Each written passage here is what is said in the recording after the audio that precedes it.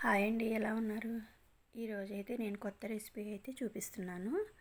నేను గాడిద మాంసం అయితే తీసుకొచ్చాను. మేమైతే తింటాము. గాయలు మొత్తం చిన్న చిన్న ముక్కలుగా చేసుకొని కుక్కర్లో వేసుకొని కొంచెం ఉప్పు, పసుపు, కొంచెం ఆయిల్ వేసుకొని అయితే 4 విజిల్స్ వచ్చిందాకైతే ఉడికించుకోవాలి. ఇది తినడం వల్ల ఆయాసం కానీ, కాళ్ళు నొప్పులు, నడుము నొప్పులు కానీ ఏమీ ఉండవు.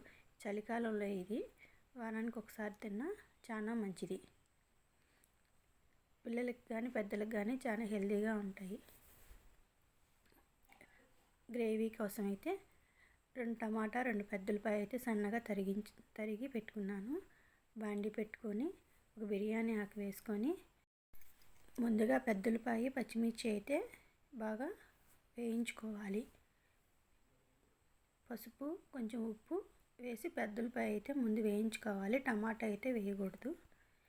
పెద్ద ఉల్లిపాయ బాగా వేగిన టమాటా తర్వాత అయితే వేసుకోవాలి.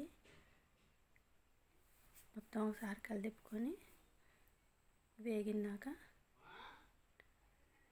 పెద్ద ఉల్లిపాయ అయితే వేసుకోవాలి. గ్రేవీకి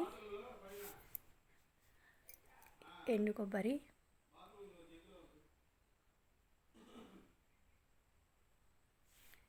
చెక్క, లవంగాయి, కొంచెం నువ్వులు, ధనియాలు మొత్తం వేసుకొని మిక్సీ అయితే పట్టుకోవాలి. కొంచెం గుప్పుడు టమాటా, పెద్ద ఉల్లిపాయ మొత్తం వేసుకొని మిక్సీ పట్టుకోవాలి. పెద్ద ఉల్లిపాయ అయితే వేగినాయి. టమాటాలు అయితే వేసుకున్నాను. కొంచెం అల్లం వెల్లుల్లి పేస్టు, మిక్సీ పట్టుకున్న గ్రేవీని అయితే వేసుకుంటున్నాను. కొంచెం కారము, ఉడికించుకున్న చికెన్ కూరని అయితే వేసి మొత్తం రోస్ట్గా వేయించుకున్నాను.